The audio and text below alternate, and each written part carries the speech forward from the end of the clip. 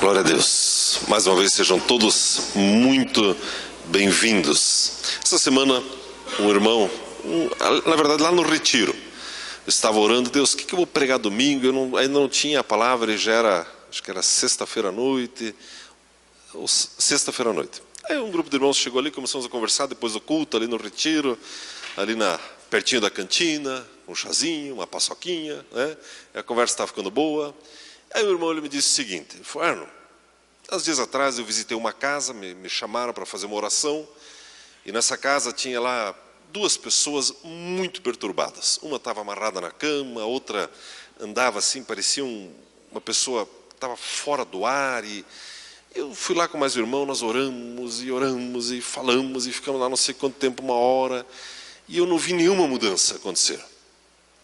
Aí o outro falou para mim assim, tinha um outro lado, falou: pois é, eu também atendi uma pessoa, catei da rua, encaminhei para a casa de recuperação, e eu estava cheio de expectativa, orei, falei, e ele fugiu da casa de recuperação.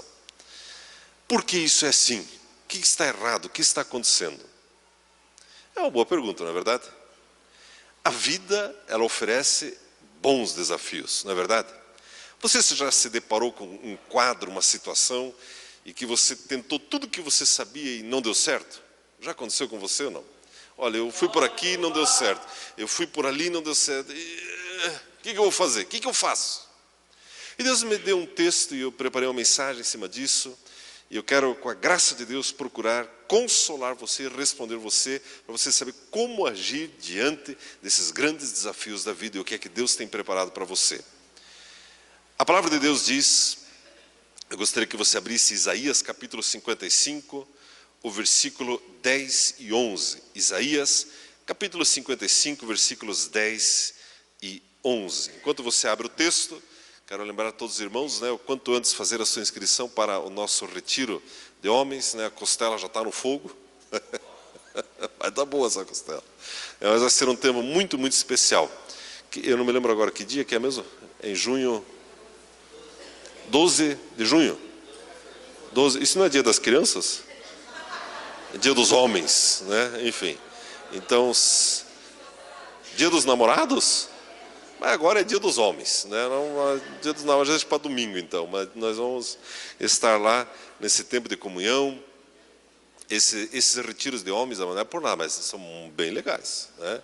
A costela é de verdade, não é propaganda enganosa, é daquele jeito mesmo. A palavra é muito boa, né? E a gente inventa uns brinquedos. Sabe aquelas coisas que sempre quis fazer de criança, mas só o primo rico podia? Lembra?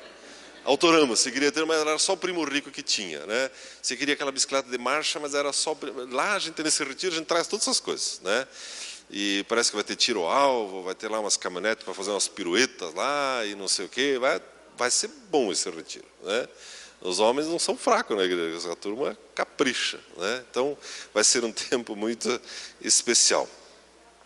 Isaías capítulo 55, versículo 10 e 11, diz assim: assim como descem a chuva e a neve dos céus, e para lá não tornam, mas regam a terra, e a fazem produzir, brotar e dar semente ao semeador, e pão ao que come, assim será a palavra que sair da minha boca. Ela não voltará para mim vazia, mas fará o que desejo, prosperará naquilo para que a enviei. Mas esse aqui é um texto que, se nós cristãos entendermos e aplicarmos no nosso dia a dia, nós vamos viver de uma forma muito mais vitoriosa, muito mais conquistadora. É uma promessa que nós temos, é uma declaração feita pelo próprio Deus através do profeta, e fala da palavra de Deus. E Deus promete que a palavra dele vai se cumprir. Então, para a nossa introdução, você está, de repente, olhando aquela pessoa que você está evangelizando, nosso irmão da Jocum ali, né? Quantas vezes já não foi confrontado com essa pergunta? Ah, mas esse trabalho que vocês fazem, evangelização na rua, não tem muito valor, porque você fala de Jesus e não vê mais a pessoa. Mas a Bíblia diz que a palavra de Deus não voltará vazia. O foco nosso não deve estar na pessoa, mas o meu foco está na palavra. Não, mas a pessoa ainda está usando drogas. Mas isso não importa, eu estou olhando a promessa, a palavra. E a palavra não vai voltar vazia. Amém, amados? Vamos entender melhor esse texto e o contexto dele e algumas aplicações para fazermos. Quando o texto diz, e Deus usa um exemplo, né? Deus fala, observe a chuva, observe a neve. Nós não temos neve aqui, mas a gente conhece. Assim como ela desce do céu e não volta para antes de regar a terra, antes de cumprir o seu propósito, Deus diz, assim como é natural que a chuva cumpra o seu propósito, também é natural que a minha palavra cumpra o seu propósito. Na verdade, eu até creio que não é natural, é sobrenatural. A chuva já é uma coisa sobrenatural. Na verdade, cair na terra e fazer crescer comida é uma coisa sobrenatural. A palavra de Deus também é assim, Ele libera a palavra e Deus diz, ela não vai voltar vazia, enquanto eu não cumprir aquilo que eu desejo. Amados, é uma promessa que você e eu temos, e é um entendimento que nós precisamos alcançar. Em primeiro lugar, a palavra, ela é a palavra de Deus. Eu preciso entender isso. Muitas pessoas fazem N cursos, com N pensadores, N filósofos, e tem muitos cursos bons, e é importante fazer, né? Na sua empresa, no seu trabalho, no seu dia, invista, cresça, pós-graduação, doutorado, pós-doutorado, tudo isso é importante. Mas aqui, a Bíblia está falando da palavra de Deus. Como que as coisas foram criadas, amados? Como que a luz foi criada? Pela palavra de Deus. Sério, sério. A palavra de Deus é poderosa, amados. E nós temos hoje a palavra de Deus escrita. Deus fala conosco de várias maneiras. Aliás, temos um irmão aqui, Eliseu, escreveu um livro, tem ali na livraria. Eu recomendo que você leia as faces da revelação de Deus, as maneiras como Deus fala, as maneiras como Deus se revela. Mas eu quero me ater nessa manhã à palavra escrita, aquilo que já está escrito. É a palavra de Deus. Quando trazemos a Manuela, né? Emanuele, quando trazemos a Emanuele aqui, oramos por ela, declaramos, né? Você ouviu várias palavras que o Regis ministrou sobre ela. Da onde ele tira isso? Da onde? De algum livro de aconselhamento de casais? Da onde? Da palavra de Deus, da Bíblia Sagrada. Ele mencionou alguns textos, ele pegou um exemplo de Jesus. Jesus, como é que ele trata crianças? Ele abençoa. Então, ele tem autoridade para, conforme a palavra de Deus, também abençoar. Ele profetizou saúde. A Bíblia não fala que Jesus, ele morreu para que nós tivéssemos saúde no nosso corpo? Fala. Então, eu ministro essa palavra. Amados, não são palavras vazias. Ah, é importante, sim, pastor, ter fé em alguma coisa. Não. Você precisa ter fé na palavra de Deus, na justiça de Deus. Então não são palavras quaisquer, não são palavras vazias. É a palavra de Deus que foi ministrada sobre essa criança. Mas literalmente ela recebe uma carga da palavra de Deus. Ela recebeu uma palavra de saúde no físico, de livramento dos ataques do diabo. Não recebeu? Recebeu. Recebeu uma palavra de libertação. Toda e qualquer herança que não seja de Deus é desfeita. Todo e qualquer espírito maligno que tenta contra ela é barrado. É a palavra de Deus. A Bíblia diz que a palavra de Deus não voltará vazia. A Bíblia diz que Deus tem um desejo no coração para Emanuele. Qual é o desejo de Deus, do coração de Deus para Emanuele? São vários, mas um deles é que ela seja uma ganhadora de almas. Sabia disso? Eu fico olhando esses bebezinhos aqui, eu já vou declarando, Jesus, essa vai incomodar o diabo, ela vai ganhar almas. Ela vai ganhar. Aquelas almas que os pais não conseguiram, ela vai conseguir. Cadê os pais da Emanuele? Onde é que vocês estão? Saíram com ela? Estão lá? Hã? Está na fase de amamentar ainda. Mas ela vai ser ganhadora de almas. Amém, amados? A palavra, ela é de Deus. Se ela é de Deus, ela vai se cumprir. Em primeiro lugar, a palavra, então, ela cumpre o seu papel. O que é que Deus espera? A Bíblia diz que Deus quer que todos se salvem. Nós temos conversado sobre sermos reis e sacerdotes. Mas dê uma olhadinha, ainda em Isaías 55, os versículos 2 e 3. Olha o desejo de Deus, da palavra de Deus para você e para mim. Diz assim, Isaías 55, 2 e 3. Por que gastais o dinheiro naquilo que não é pão e o produto do vosso trabalho naquilo que não pode satisfazer? Ouvi-me atentamente e comei o que é bom, e a vossa alma se deleite com a gordura. Inclinai os vossos ouvidos e vinde a mim. Ouvi, e a vossa alma viverá. Convosco farei uma aliança perpétua, dando-vos as firmes beneficências prometidas a Davi. Amados, aqui nós começamos a perceber o que é que Deus tem preparado para cada um de nós. Uma das ministrações que o Pio trouxe nesse final de semana é a diferença entre ser herdeiro e desfrutar da herança. Ele usou uma ilustração de um episódio que aconteceu, que contaram para ele, de um senhor que era muito rico, tinha uma fazenda enorme, trabalhou e faleceu subitamente, aos 60 e poucos anos. E tinha lá um irmão que foi participar lá do funeral, e chegou um dos funcionários dele, um capataz de uma fazenda. Chegou, entrou lá no velório, estava lá o patrão dele lá no caixão. Aí ele tirou o chapéu, chegou perto, olhou e falou consigo mesmo, mas esse amigo escutou. Ele olhou assim, eita, homem bom, esse era um homem bom. Falando assim, homem justo, homem justo. Pena, como é que ele falou? Pena que não conseguiu desfrutar de tudo aquilo que ele conquistou. Amados, você sabia que mesmo como cristão, é possível viver a vida na terra sem desfrutar do que Deus conquistou para você? O texto diz em Isaías que está no coração de Deus, é a palavra de Deus que você coma do que é bom. O que é comer do que é bom? Está falando só de comida? Também. Mas está falando de desfrutar do melhor da terra. O que é o melhor da terra? Não é paz, não é provisão, não é segurança e não é proteção? O que é a presença de Deus senão a provisão e a proteção? É a palavra de Deus. E eu começo a perceber, para lá, Deus, mas então o Senhor tem para mim a provisão e a proteção? Tenho.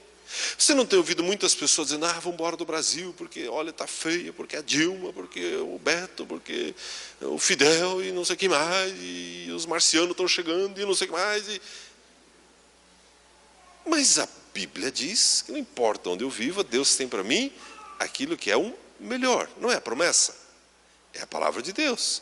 Por que você não começa a orar isso então? Muitas pessoas fazem ao contrário. Como que está a vida? Está duro, né? É difícil, né? É ruim, olha, sofrido. Mas a Bíblia diz que eu vou comer do que é bom. A Bíblia diz que a vossa alma se deleite com a gordura. Está falando de felicidade, de tranquilidade, de sossego.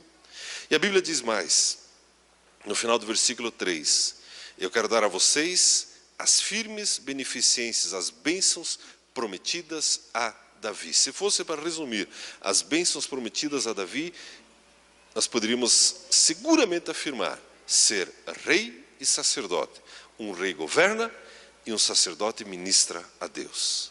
Suas promessas é a palavra de Deus.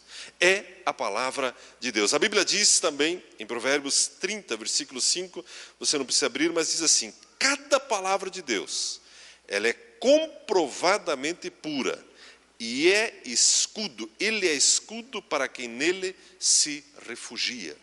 Amados, a palavra de Deus, ela nos protege. Quando você faz a leitura ou a oração que está em Efésios capítulo 6, que fala da armadura de Deus, a palavra de Deus, ela é a sua espada. Ela guarda a sua vida. Ela protege a sua vida. Outro dia, conversando com uma pessoa que estava passando por algumas tribulações, perguntei, você está lendo a Bíblia Sagrada? Mais ou menos. Não sei o que é ler a Bíblia Sagrada mais ou menos. É ler com o olho só? Ler uma página, pula outra? O que é ler mais ou menos a Bíblia Sagrada? A Bíblia é a palavra de Deus. Se existe algo do que você e eu precisamos nos alimentar, é da palavra de Deus. Em segundo lugar, amados, o que eu quero conversar com você nessa manhã, a palavra de Deus, ela cumpre o seu propósito. Mas vamos ver alguns exemplos na Bíblia da palavra de Deus na boca do Senhor Jesus. A palavra de Deus na boca do Senhor Jesus. Dê uma olhadinha o que está escrito em João, capítulo 6, versículo 63. João 6, 63.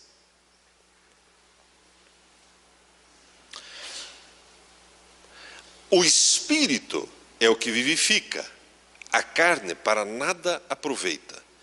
As palavras que eu vos tenho dito são Espírito e vida. Quando Jesus disse, Lázaro, vem para fora, o que aconteceu? O morto saiu envolto em faixas. Lembra-se da narrativa? Sim. É a palavra de Deus na boca de quem tem autoridade. Quando Jesus olhou para aquele cego, tem mais de um exemplo na Bíblia, e ele tocou, e de algumas maneiras, numa ele coloca saliva nos olhos do cego, e ele liberou a palavra de cura. O que aconteceu? O cego passou a ver. Quando os pecadores se aproximavam de Jesus, o que aconteceu? Ele disse, vá em paz. E o que acontecia? As pessoas iam em paz. Quando o endemoniado chegava para Jesus, ou era trazido até ele, ele expulsava os demônios, a pessoa era liberta. Ou seja, a palavra de Deus na boca de Jesus acontecia. Já percebeu isso na Bíblia? E agora Jesus diz que nós precisamos prestar atenção nessa verdade. A palavra que eu vos tenho dito são espírito e vida. Você sabia que isso aqui é um espírito? E você se relaciona com isso aqui como se fosse uma pessoa, e não um amontoado de páginas, e não um amontoado de ideias ou filosofias. Isso aqui é uma pessoa. Não é o que Jesus está dizendo ali? As palavras que eu vos digo são espírito. Por isso que às vezes eu estou lendo a Bíblia e de repente parece que um versículo cresce e preenche todas as páginas. Exatamente. Porque é um espírito. E Deus está falando com você. E você pega uma verdade bíblica e consegue aplicar à sua vida. As palavras que eu vos digo são espírito e vida. Mas isso aqui é um livro de vida, não de morte. Amém, amados? A palavra de Deus na boca de Jesus, ela se cumpriu. Ou tem alguma palavra de Deus na boca de Jesus que não se cumpriu? Todas se cumpriram. Pastor, mas também era na boca de Jesus. É verdade. É verdade. Terceiro lugar. E a palavra de Deus na sua boca? Ela se cumpre ou não? Mais ou menos, mais ou menos. Vamos ver o que a Bíblia fala sobre isso. Vamos ver o que a Bíblia diz sobre a palavra de Deus na sua e na minha boca. Coloca para nós, por gentileza, Romanos capítulo 10, versículo 8. Romanos capítulo 10, versículo 8. A palavra diz assim, mas o que diz? A palavra está perto de ti, está na tua boca e está no teu coração. Isto é, a palavra da fé que pregamos. Amados, a palavra de Deus na sua boca só vai ter efeito se você crer. Você precisa misturar fé na palavra de Deus. Voltando ao exemplo da Emanuele, você estende a mão sobre ela, você pega um texto da palavra de Deus, um texto que fala da proteção de Deus. A Bíblia diz, acabamos de ler, que Deus ele é escudo para aqueles que nele creem. E você ora e ministra, Deus, eu declaro sobre Emanuele a tua proteção. O Senhor é o escudo, não é a polícia, não é a UPP, não, é o Senhor, Deus, é o Senhor que é o escudo da Emanuele. Se você mistura fé nessa palavra, o que vai acontecer? Pense no sossego dela. Vai estar aí feliz, né? Achando bom, sendo amamentada, dá uma rotinha, tá, tranquilinha, dorme um pouquinho, pequenininha de ferro, e vai vivendo a sua vida. Não é assim? É, Porque você misturou fé na palavra. Mas se eu oro simplesmente, não sei, está escrito aí, mas sei lá. Melhor você se virar aí, Manuel. O negócio está feio por aí, a coisa está séria, né? Não vai acontecer nada. Não é assim, amados. Mas o que diz? A palavra está perto de ti, na tua boca e no teu coração. Isto é a palavra da fé que nós pregamos. Qual é a palavra que nós pregamos? Essa aqui. Essa palavra produz fé. Fé na justiça de Deus. Amados, a palavra de Deus na sua e na minha boca precisa estar misturada com fé. Dê uma olhadinha que está escrito em 2 Timóteo capítulo 3, o versículo 16. 2 Timóteo capítulo 3, o versículo 16. A palavra de Deus diz assim: toda escritura é divinamente inspirada e proveitosa para ensinar, para repreender, para corrigir, para instruir em justiça. Vamos dar uma paradinha nesse versículo aqui. O texto está dizendo que tudo que está escrito aqui, toda a palavra de Deus, ela foi inspirada por Deus. Mas quem que escreveu isso aqui, Arno? Alguém bateu a cabeça e saiu escrevendo? Como que é? Você sabia que esse livro tem mais de 40 autores? E que viveram em épocas diferentes, em circunstâncias diferentes, com pessoas totalmente diferentes entre si. Um era pastor de ovelhas, outros eram mulheres, outros eram reis, outros eram soldados, outros eram pescadores. Escreveram esse texto que nós temos na mão aqui. E todos eles são coerentes, um com o outro.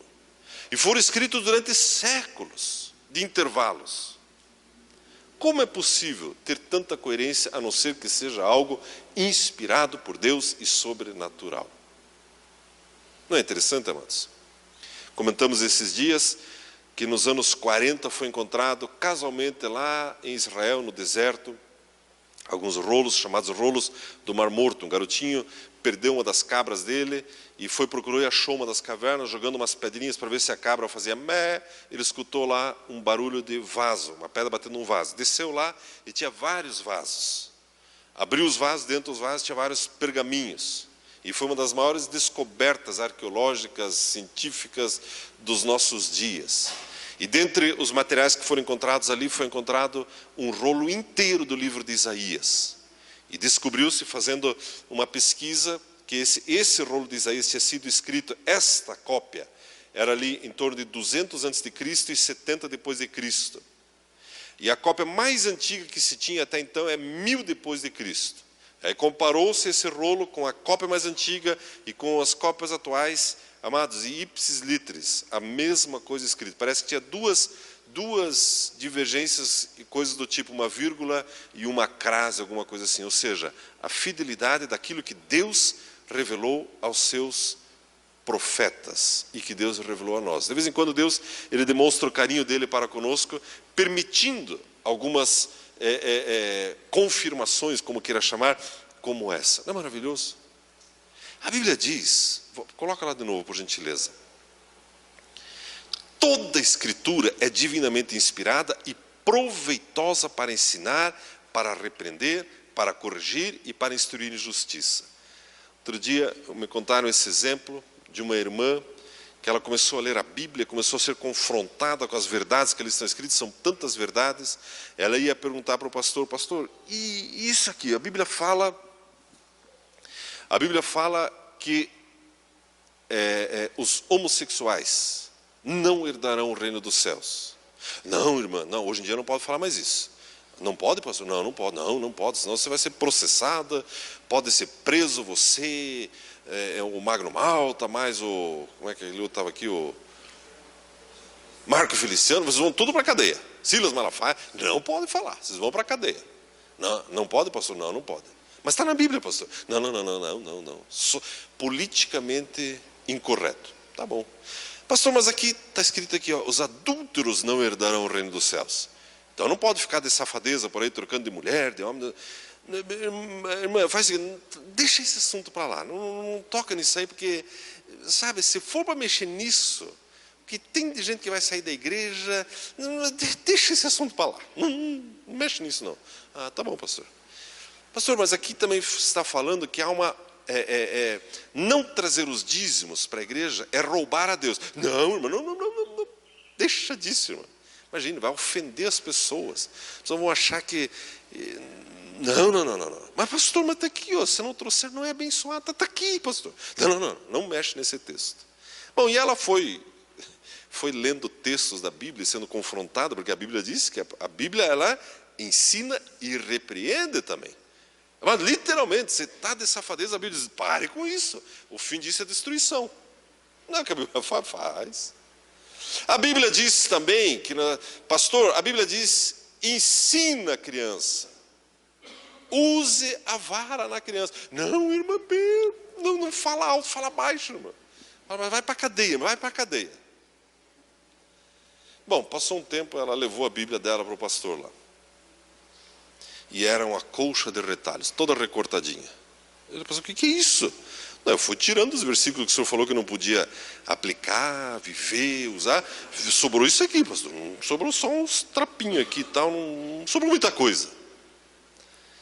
A Bíblia diz que toda escritura é divinamente inspirada.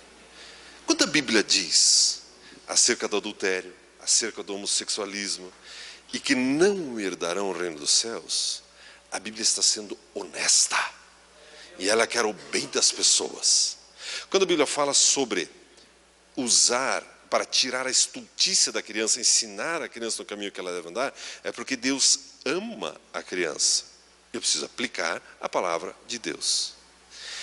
Mas voltando à questão da palavra de Deus na sua e na minha boca. A palavra de Deus na sua e na minha boca, ela tem poder?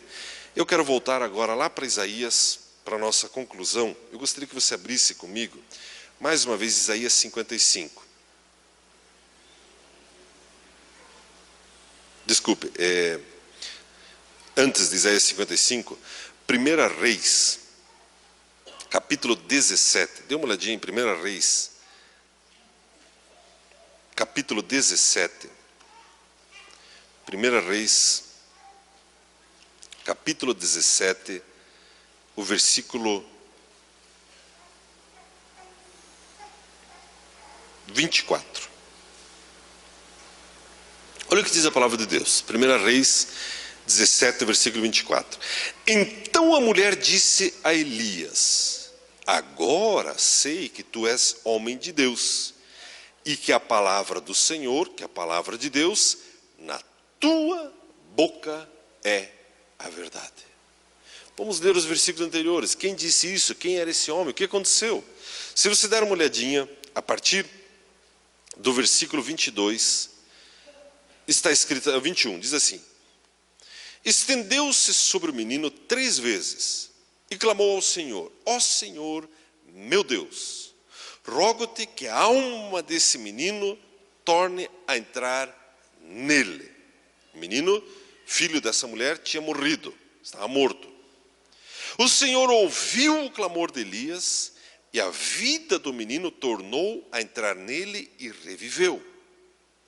Elias tomou o menino, trouxe-o do quarto à casa e o entregou à sua mãe, dizendo: vês aí, teu filho vive. Nota essa declaração.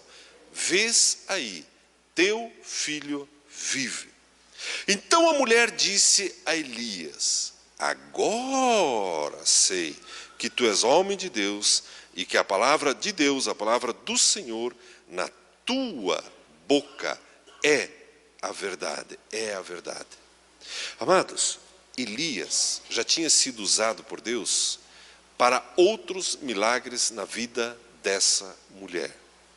E agora essa mulher está diante de uma situação caótica, dramática, e agora eu volto para aquilo que eu comentei na minha introdução. Nós nos deparamos com situações difíceis. Só que vimos em Isaías 55 que a palavra de Deus, ela não volta vazia. O que aconteceu aqui? Será que ela não orou para o menino dela ressuscitar? Com certeza orou. Se fosse nos dias de hoje, será que ela não teria levado no médico, não teria chamado o SAMU, o SIAT, e não sei o quê, e não sei o quê? Provavelmente iria. Só que não sobrou nenhuma opção e ela leva para Elias, para o homem de Deus. Diz: Elias, meu filho está morto. Mas estar morto significa não tem mais o que fazer. Só que agora Elias, ele faz o quê? Ele ora. A Bíblia diz que ele entra lá no quarto, leva o menino lá no quarto que era dele. Ele clama a Deus, ele ora a Deus. Mas por fim ele faz uma declaração. Ele diz: vês aí o teu filho vive. Amados, Elias misturou fé na palavra e no poder de Deus. Como que eu aplico isso à minha vida? É muito simples e é muito tremendo. Existe uma expressão, não sei quem aqui é advogado, quem aqui, tem advogados aqui no nosso meio, não? Quem trabalha com advocacia? Aqui, ali. Então, vocês podem me ajudar aqui. Existe uma palavrinha chamada jurisprudência, não existe? Que pelo pouco que eu entendo é o seguinte: se já aconteceu uma vez, se já foi dada uma sentença nesse sentido, pode ser repetida, não é isso? Jurisprudência? Pois então. Mas já aconteceu uma vez. O menino já foi ressuscitado. Sabe o que isso significa? Que na sua vida, todas as áreas que estão mortas, você pode buscar a mesma promessa. Deus, eu quero a restauração. Eu quero meu casamento de volta. Eu quero meus filhos de volta. Eu quero minha profissão de volta. Eu quero minhas finanças de volta. Já aconteceu. Amados, está na palavra de Deus. Quando ele chega para a mulher, está aqui, ó, teu filho vive. O filho estava morto, amados. O que Elias fez? Ele creu no poder de Deus. E nos deixou aqui uma de tantas jurisprudências para você e eu tirarmos os mesmos princípios para a nossa vida. E ela diz: profeta, a palavra de Deus na tua boca é verdade. Por quê? Porque você misturou com fé. Amados, quando você vai orar por uma pessoa, quando você ora pela sua própria vida, pela sua casa, pela sua família, aqui e ali, nós precisamos aprender a misturar fé, para que a palavra de Deus na nossa boca seja a verdade. Eu já compartilhei com os irmãos sobre tantas visitas que nós fazemos em hospitais e orando por pessoas enfermas. E eu já vi pessoas fazendo visita em hospital e fazendo orações michurucas. Verdade. Quer um exemplo de oração michuruca? Tem que ver no dicionário se existe essa palavra michuruca, né? Mas quando eu era criança existia. É uma oração assim, café com leite, água com açúcar, aquela oraçãozinha, chá de camomila. Sabe essa oração? Chá de boldo, aquela coisa assim, meu. Deus, está aqui o miserável pecador. No fundo ele merece estar nessa cama, porque foi, né, sem vergonha a vida toda. Deus, se for a tua vontade, Deus, se for a tua vontade, cura ele. Mas, na verdade, Deus, consola a família. Já viu essa oração? Já viu essa oração? O sujeito está lá, né, cheio dos tubos lá. Deus, eu consola a família. É natural que partam. É natural, é assim mesmo. E o cara está vivo ainda. Já viu isso, não? Estão repartindo a herança dele. Ele está, pessoal, estou aqui ainda. Como consola? Estou aqui ainda. Estou querendo almoçar macarronada também. Hoje é domingo, né? A oração michuruca, oração de quem não crê em nada. Eu já falei, eu não quero ir para o hospital. Mas se acontecer um dia e você me vier com uma oração dessa, sei lá, eu pego aquele tubo lá e jogo na tua cabeça. Não é verdade? Mas qual é a oração que deve ser feita? A oração da fé. A Bíblia diz que Jesus pagou o preço e pelas suas pisaduras eu já fui sarado. Então precisa entrar lá, não importa o estado que a pessoa esteja. Pode estar cheio de cano, pode estar cheio de tubo, pode estar numa bolha a pessoa, pode estar só pele e osso. O nosso papel é crer na palavra de Deus. Ore crendo na palavra de Deus. E que a Bíblia diz que Jesus tomou sobre si nossas dores e enfermidades. Deus, essa oração eu ministro sobre essa pessoa. Voltando àquilo que ao texto da nossa introdução, Isaías 55, gostaria que você voltasse para lá. Isaías 55, o versículo 11 diz: assim será a palavra que sair da minha boca, ela não voltará para mim vazia, mas fará o que desejo e prosperará naquilo para que a enviei. Amado, o quadro que for, a situação que for, você olha para a pessoa, você está ministrando a palavra de Deus, ela não vai voltar vazia. O nosso foco não deve estar na pessoa ou na circunstância, mas sim na palavra de Deus. Na palavra de Deus. Isso está claro, irmãos? É tão interessante isso, é tão impressionante. Você ministra a palavra de Deus para uma pessoa. Você ministra a palavra de Deus. Outro dia, talvez até esteja no nosso meio, não sei, não vi, mas outro dia eu contei uma experiência para vocês, que eu estava indo para era um jantar da Donep. Eu parei no sinaleiro, estava conversando com a velhinha e tal, e nem vi chegando. De repente, um sujeito bateu no nosso carro, mas com força, assim. Aquele barulho, aquela confusão, e aí aquele susto, né, dá uma estralada no pescoço, né, dá uma ajeitada em tudo, né, já aproveita. Meio assim, ficou assim, pronto, né. Aí, tudo bem, de noite. Aí desci do carro, eu olhei o carro, tudo arrebentado, o carro de trás, capô erguido, assim, aquela fumacinha, né. Aí eu olhei o meu assim, para-choque meio desajeitado, meio torto. Aí desci lá, daí desceu o sujeito do carro, tudo apavorado. Puxa, olha tal, mas olha tal. E o pessoal passando, né? E daqui a pouco passou um carro assim, buzinando. Pastor, tudo bem? Tá, tudo bem, pode em paz, tá, tudo bem. E daí o sujeito, ele começou a falar: puxa, olha só esse meu carro. Eu já não consigo pagar essa porcaria aqui. Agora como é que eu vou pagar teu carro? Não sei o que, eu nem vi. Eu olhei para ele, estava escrito na testa dele: desviado. Eu fiquei olhando, é verdade, irmãos, é verdade. Eu fiquei olhando ele reclamando, de choramingando e tal. E fiquei conduído dele. Daí ele olhou assim, eu falei: não sei como fazer, não sei como fazer. Eu falei: você é desviado. Ele me olhou assim: sou. Começou a chorar. Aí começou a conversar, daí ele me contou um pouco, ali no meio da rua, e carro passando, aquela confusão toda, e a fumacinha no carro saindo. E a velhinha esperando no carro lá, achando que eu estava já pegando o cheque dele, que nada, era o carro dela, né? Estava ganhando uma alma ali. Aí comecei a conversar, falei: vem aqui do lado aqui, olha, é o seguinte, Jesus, assim, começou a conversar, vamos orar? Mas agora? Agora, claro. Não é uma boa hora para orar? É uma boa hora para orar. Nós vamos orar e tal. Aí ele veio naquele fim de semana no culto, veio aqui com um amigo. E o carro já consertei, né? Fiquei a ver, né? Mas valeu a pena, velhinha. Fiquei a ver, né? Descontei da minha mesada. E ele não apareceu mais. Eu disse: puxa vida, que pena, né? Não veio mais. Esse fim de semana eu recebi um zap. Uma história eu li, mas não reconheci o nome. Não. Aí ele pedindo oração: pastor, não tinha para quem ligar, aconteceu isso, aconteceu aquilo. O senhor pode orar por mim? Eu posso orar por você. Por que as pessoas pedem oração para você? Porque elas creem que a palavra de Deus na tua boca é a verdade. Amém, irmãos? A palavra de Deus, ela não volta vazia. Às vezes você declara algo e diz: puxa, mas não deu certo. Espera um pouco. A Bíblia diz que ela cumprirá aquilo para o que ela foi enviada. Existem algumas orações que você já fez na sua vida e você está esquecendo de regar essas orações. E você já deixou um espírito ruim chamado incredulidade tomar conta dessas orações. Volta essas orações.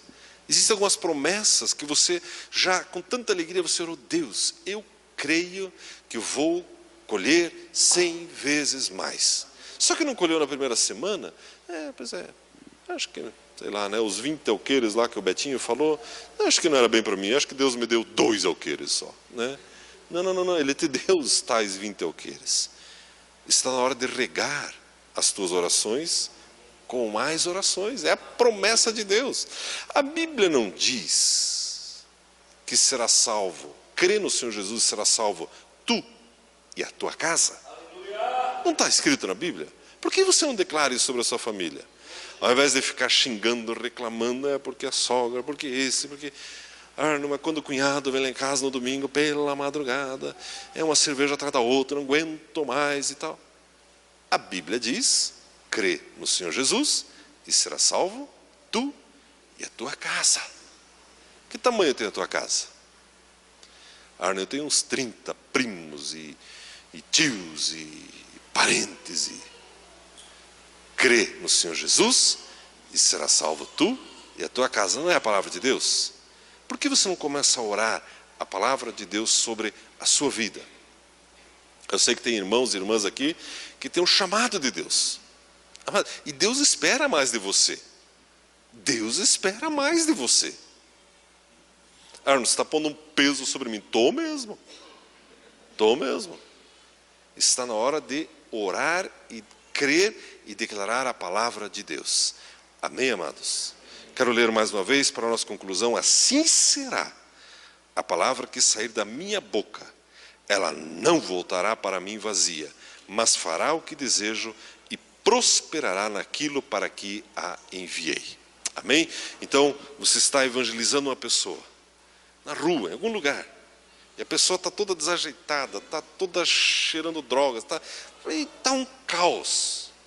E você olha o quadro, e você gastou todas as suas fichas da Bíblia, você foi de Gênesis a Apocalipse, você deu uma aula de ETM para ela ali em meia hora, e você olha a pessoa, está ali, ainda termina e diz, escuta, mas você não tem R$2 para mim? Aí você olha, aí você precisa lembrar da promessa, que a palavra de Deus não volta vazia. Tire os seus olhos daquele quadro de angústia e olhe para a promessa de Deus. Deus, a tua palavra ela não vai voltar vazia. Ela vai cumprir aquilo para que foi enviada. Amém, amados? Convido você a ficar em pé, por gentileza. Glória a Deus. Glória a Deus. Glória a Deus.